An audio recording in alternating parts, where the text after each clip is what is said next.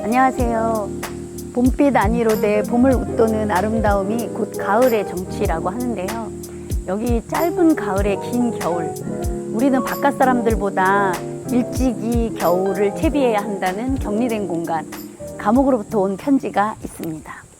한병철 씨는 격리는 머무림의 장소가 되지 못한다고 했는데요. 감옥으로부터 온 편지에는 순간순간 너무 아름다움의 머무름이 나타나 오히려 가장 고통스러운 속에서 나오는 평화처럼 우리들의 마음 깊은 곳에 와닿는 호소력이 전해집니다. 감옥들에 서 있는 눈사람, 연탄 조각으로 가슴에 박은 글귀가 섬뜩합니다. 나는 걷고 싶다. 있으면서도 걷지 못하는 우리들의 다리를 깨닫게 하는 그 글귀는 단단한 눈뭉치가 되어 이마를 때립니다. 20년 동안 격리되어 살았던 한 사람의 너무나 인간적인 모습을 편지라는 온 마음을 다해 써내려간 글을 통해서 만나볼 수 있는 책입니다. 저자 신영복 선생님은 2015년에 담론이 출간되었을 때 출판 기념회에 참석했던 경험이 있는데요. 더불어 숲으로부터, 감옥으로부터의 사색, 그리고 변방을 찾아서 이후 담론을 읽었던 것 같습니다. 한 사람의 책을 이어서 더 읽어내려간 경험이 여러분도 있으실 텐데요. 제가 가장 좋았던 책은 편집글인 감옥으로부터의 사색이지만 어떤 질문을 던졌을 때 답이 되어 주었던 것은 변방을 찾아서입니다. 변방을 찾아서는 선생님이 출소한 이후에 본인의 직접 쓴 손글씨 한 판을 제작한 곳을 찾아다니면서 거기서 의미와 생각을 적었던 책이고 아주 얇고 사진들이 많아서 편안하게 읽을 수 있는 책입니다. 변방이라는 말이 공간을 의미하는 말이 아니라 변방성을 지향해야 한다는 내용이 나오는데요. 그 말의 울림이 저에게 가장 컸던 것 같습니다. 변방은 중심부에서 멀리 떨어진 주변으로 인식되어 낙후된 지역을 떠올리게 되는데요.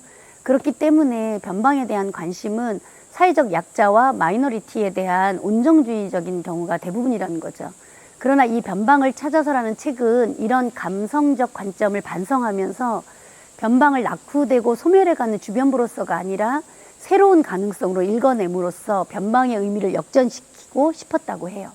그렇기 때문에 저자는 반박보다는 변방성이란 표현이 더 적절할지 모른다며 변방을 공간적 개념으로 이해하는 것으로부터 바꿔야 함을 이야기합니다. 공간적 의미의 변방이 아니라 지역에서의 변방, 즉 주류 담론이 아닌 비판 담론에 대한 의미로 재구성해야 하기 때문이죠. 네, 다시 감옥으로 돌아가겠습니다. 감옥으로부터의 사색입니다. 1985년 8월 28일 대전 교도소에서 온 편지 일부를 소개합니다.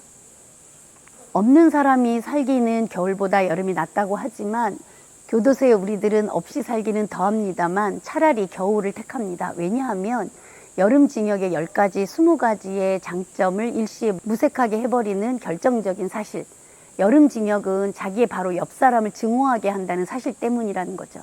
모로 누워 칼잠을 자야 하는 좁은 잠자리는 옆 사람을 단지 37도의 열 덩어리로만 느끼게 한다는 거죠. 이것은 옆 사람의 체온으로 추위를 이겨나가는 겨울의 원시적 우정과는 극명한 대조를 이루는 형벌 중의 형벌입니다.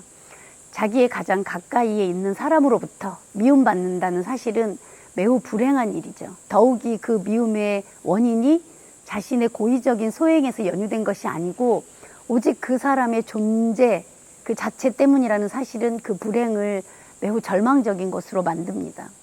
그러나 무엇보다도 우리 자신을 불행하게 하는 것은 우리가 미워하는 대상이 이성적으로 옳게 파악되지 못하고 말초 감각에 의해서 그릇되게 파악되고 있다는 것, 그리고 그것을 알면서도 증오의 감정과 대상을 바로잡지 못하고 있다는 자기 혐오에 있습니다. 저는 이런 부분의 통찰이 너무 성숙하게 여겨졌습니다. 네, 하나만 더 볼까요?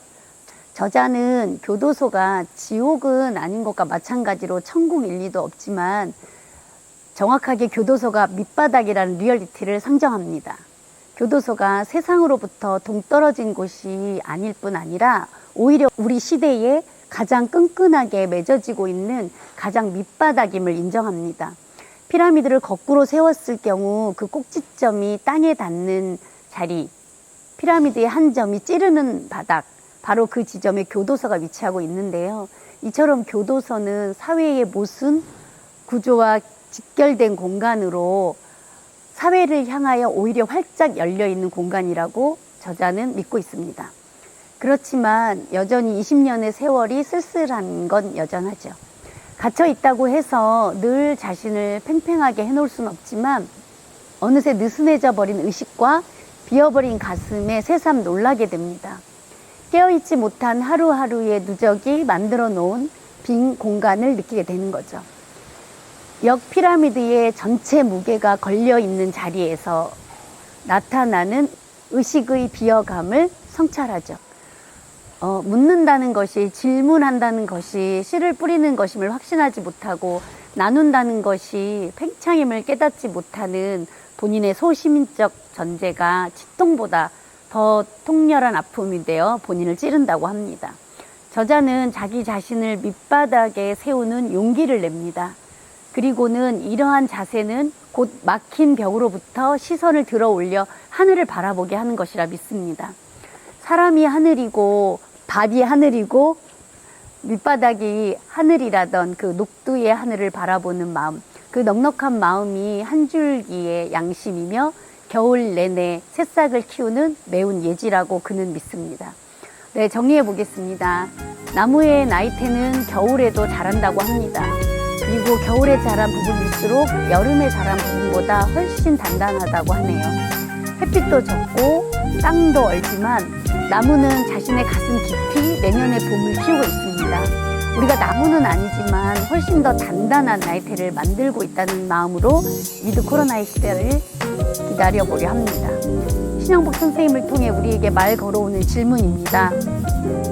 바깥에서 바라보아야 한다. 변방을 찾아가는 의미는 그런 것이다. 내가 바라보아야 할 바깥은 어떤 것일까요? 변방은 창조 공간입니다. 감사합니다.